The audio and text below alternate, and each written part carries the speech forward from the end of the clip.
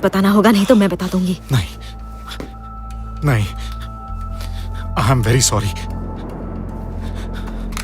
लेकिन मैंने बोला ना, मेरे जैसों के साथ हमेशा बुरा ही होता है। चाकू नीचे फेंको, अपने चाकू नीचे फेंको। मारियो, मैं तुम्हें मारना नहीं चाहता, चाकू छोड़ दो।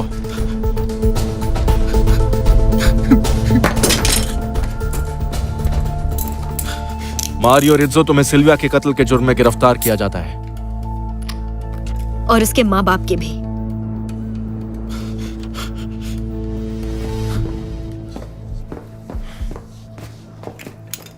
वैसे तुम्हें कैसे पता चला कि मैं मुसीबत में हूँ? मैंने अपने एजेंट को तुम पर नजर रखने के लिए बोला था, और उस मारियो के बारे में मुझे सीसीटीवी कैमरा फुटेज से पता चला। तुम मेरी जासूसी कर रहे थे? तुम बहुत बुरे इंसान हो। तुम्हें मुझे थैंक यू बोलना चाहिए, तुम्हारी जान बचाई है मैंने। नहीं नहीं नहीं, बात को मत बदलो। तुमने मेरी जासूसी क्यों की? वो इसलिए क्योंकि तुमने मुझे सब कुछ नहीं बताया। मिसाल के तौर पर तुमने ये नहीं बताया कि इसके बारे में तुम्हें कैसे पता चला। तुम्हें इससे क्या? तुम कहती हो ना मैं तुम्हारी बात नहीं सुनता। चलो मैं अब सुन रहा हूँ, बताओ मुझे डिटेल में।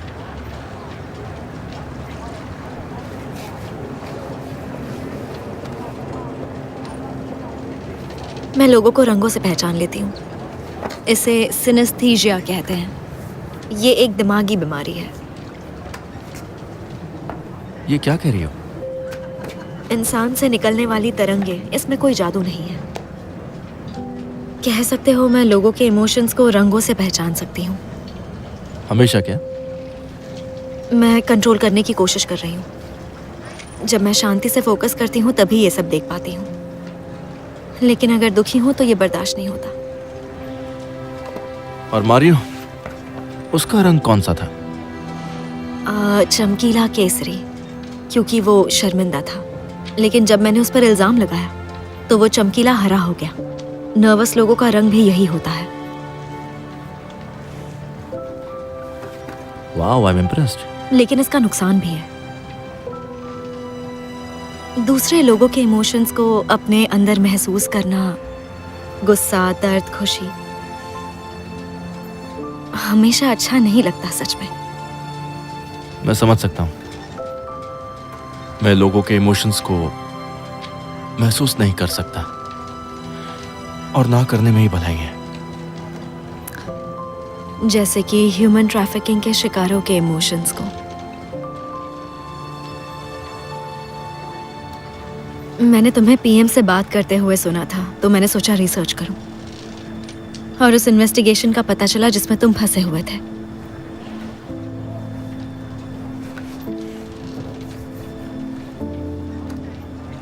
छह महीने पहले पलेर्मो में तकरीबन 300 लोगों को बेचा गया था, सोच सकती हूँ। और वो सभी लोग वहां से गायब हो गए हमेशा के लिए। और हमें मिले उनके कपड़े, लेटर, यहां तक कि टेडी बेयर भी। पता है मैं इसलिए पुलिस में हूं क्योंकि मुझे टेडी बेयर बच्चों के बिना अच्छे नहीं लगते। मुझे बहुत दुख होता है। थैंक गॉड कि मैं एक पुलिस वाली नहीं हूँ। नहीं, तुम नहीं हो, क्योंकि तुम तो में से डालिया हो। मेरा नाम वियोला है, वियोला।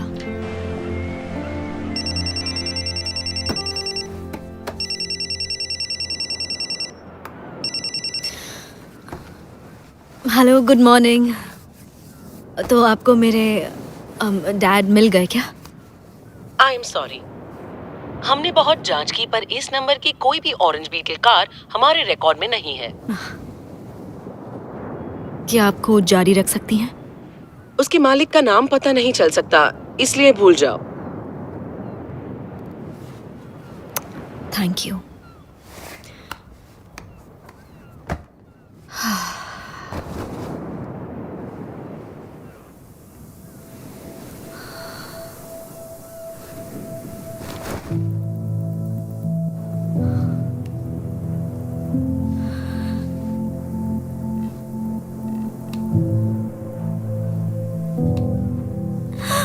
हेलो,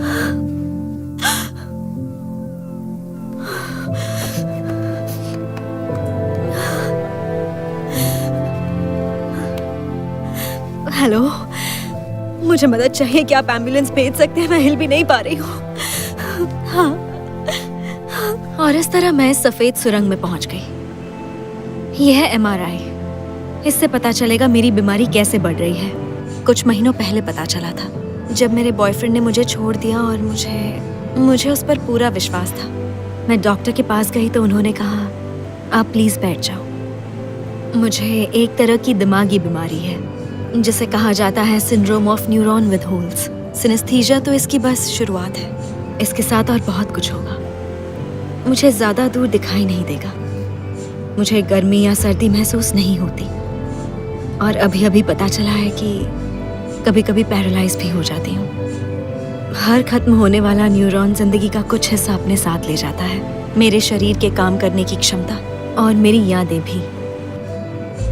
खुशकिस्मती से जो अहम है वो बाकी है।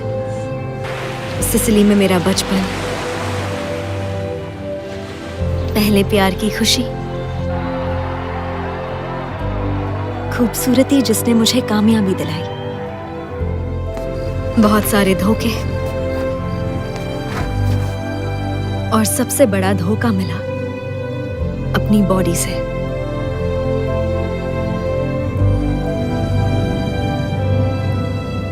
मैं लोगों की फीलिंग्स देखती हूँ, लेकिन जल्द ही मेरे अंदर कुछ भी महसूस करने की ताकत ही नहीं रहेगी।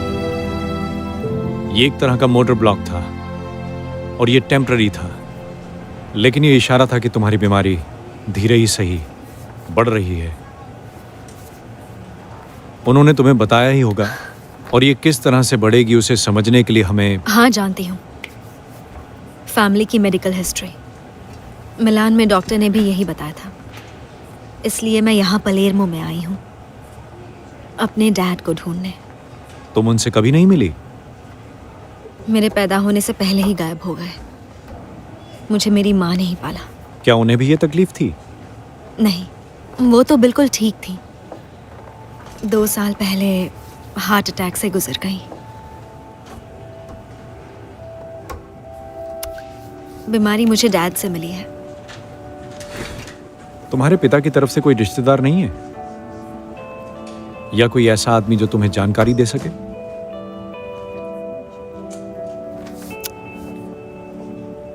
I am sorry. देखिए, हम तो बस इतना ही कर सकते हैं कि रेगुलर इंटरवल पर इसकी जांच की जा सके, ताकि बीमारी के बढ़ने का पता चल सके। आप अगली अपॉइंटमेंट अभी फिक्स कर सकती हैं। उसकी जरूरत नहीं। अब यहाँ रहने का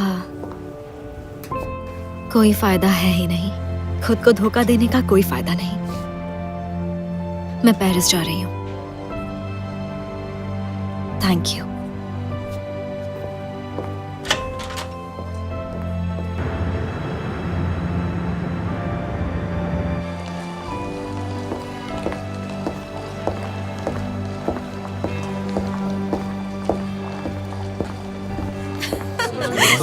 ये लीजिए, मैं लेकर आ गई आपका ऑर्डर, और ये रहा आपका। ये लीजिए, कुछ और चाहिए होगा तो जरूर याद कीजिएगा। एंजॉय। हाय। हाय। दरअसल जाने से पहले तुम्हारी शर्ट लौटाने आई थी। तुम जा रही हो? बदकिस्मती से मुझे मेरा रास्ता नहीं मिला, तो बस जा रही हूँ। I am sorry. और तुम तो कैफे बंद करके जाने वाली थी, है ना? बोलो। जानती हो मुझे अपनी बहन की चीजों में क्या मिला? उसकी डायरी। आखिर में उसने लिखा था, लगता है मैंने अपने कस्टमर्स के बीच में अपने पेरेंट्स का खूनी ढूंढ लिया। उसने मारियो को देखा था, पर मुझे सेफ रखने के लिए उसने उसे छोड़ दिया। वो बिल्कुल सही थी। मैं हमेशा डर जाती थी। अब मुझे सिल्विया की तरह बनना है, आजाद। क्योंकि मुझे एहसास हुआ कि खुली खिड़कियों से जहां बुरे आदमी आ सकते हैं, तो वहां से नए दोस्त भी तो आएंगे ना। एक पल में ही जिंदगी खत्म होने के डर से हम लोग जीना तो नहीं छोड़ सकते ना।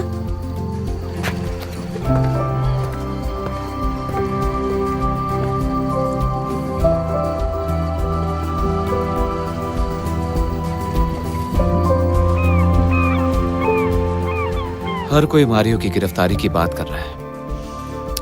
एक प्रेस रिलीज तैयार करो जिससे कि हम बता सके कि उससे हमारा कोई लेना देना नहीं। मैंने कर लिया, ऐसे खुद लिखा है। सिसिलिया वेब न्यूज के एडिटोरियल स्टाफ का मारियो से कोई लेना देना नहीं था, बल्कि उन्होंने उस जर्नलिस्ट को जॉब पर रखा है जिसे मारियो जान से मारना चाहता था। और हमारी नई क्राइम जर्नलिस्ट है वियोला विताले। अब इसका क्या मतलब? यही कि न्यूज़पेपर की रेप्यूटेशन खुद की राय से ज्यादा कीमती है, और इस एहसास को खत्म करने के लिए कि हमारे बीच एक कातिल शामिल था, एक ही तरीका है, और वो है उसके शिकार को इनाम देना। वैसे बता दूं, यहाँ मैं किसी को नहीं जानती, ये सच है। मैंने मिस इटालिया जीता क्योंकि मैं खूबसूरत हूँ, और इनाम के पैसों से मैंने अपनी पढ़ाई पूरी की। मैं अपने काम में अच्छी हूँ। अगर आज मैं यहाँ हूँ तो इसलिए क्योंकि आप अच्छी हैं, लेकिन ऐसे दिखाती हैं कि आप चिड़चिड़ी हैं, बर्दाश्त के बाहर। आपको झेलना मुश्किल है, पर मैं आपको प्यार करना सिखाऊंगी अपने तरीके से। और आप सिर्फ डायरेक्टर नहीं हैं, उससे कहीं ज्यादा हैं। आप एक औरत हैं, मतलब फीमेल डायरेक्टर। बढ़िया है, तो कल सुबह 8 बजे मिलते हैं। याद रहे, मैं तुम्हें कभी भी निकाल सकती हूँ।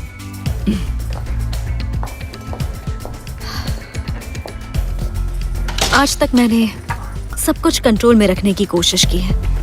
दूसरे लोगों के इमोशंस आप पर असर ना करें, उसका यही एक तरीका था। विदेश में आसानी थी, लेकिन पलेर्मो में सब कुछ बहुत ताकतवर है। यहाँ का नेचर ताकतवर है, आर्ट ताकतवर है, लेकिन सबसे ज्यादा ताकतवर है यहाँ के लोगों का पैशन। हाँ, उनसे अभी भी डर लगता है, लेकिन अब मैं समझ चुकी हूँ कि अगर जीना है तो लोगों से मिलजुल कर रहना होगा, उनके इमोशंस को समझना होगा, क्योंकि यही मैं चाहती हूँ, जीना।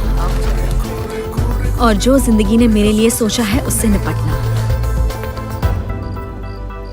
हाय।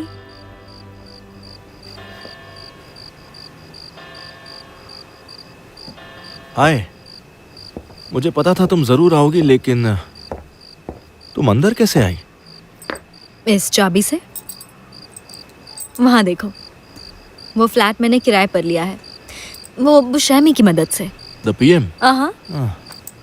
दरअसल उन्होंने मुझे इस जगह के बारे में बताया था, और ये भी कि इस तरह वो तुम्हें तुम्हारे किए की सजा भी दे पाएंगे जिसका उन्होंने वादा किया था। तुम ना किसी भी एंगल से मेरे लिए सजा नहीं हो। मैंने गलत लोगों को डेट करना बंद कर दिया है। उसके साथ ही वक्त बिताऊंगी जिससे शादी करूंगी। शादी करना चाहते हो? खैर, तो कोई चांस नहीं है। अगर कुछ कर सकती हूँ तो सिर्फ मदद।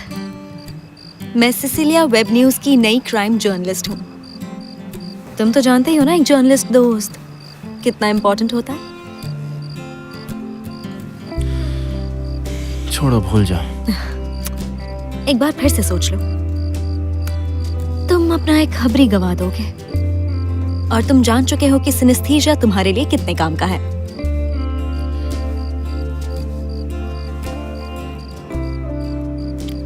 ओके, हम एक टेस्ट करते हैं। अगर सही नहीं हुआ तो भूल जाना। Okay, deal.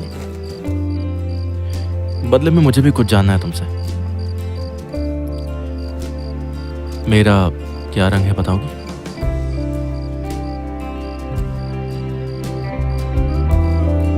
चलो बताओ।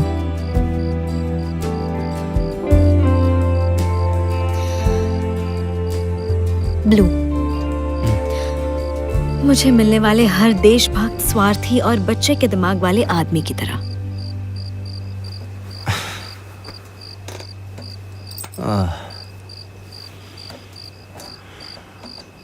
Good night miss Italia. दरवाजा बंद कर लेना। पलेर्मो बहुत ही खतरनाक शहर है।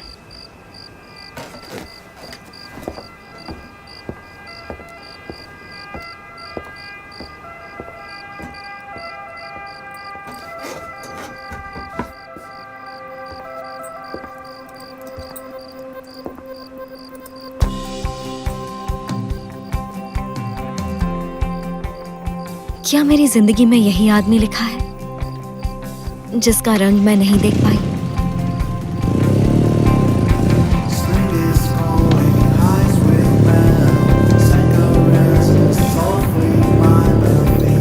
एक ऐसा आदमी जिसे मैं समझ नहीं पाई। क्या पता आपका क्या रंग है डैड? मैं तो वायलेट हूं, ख्यालों की तरह वायलेट, जो लफ्ज बन जाते हैं।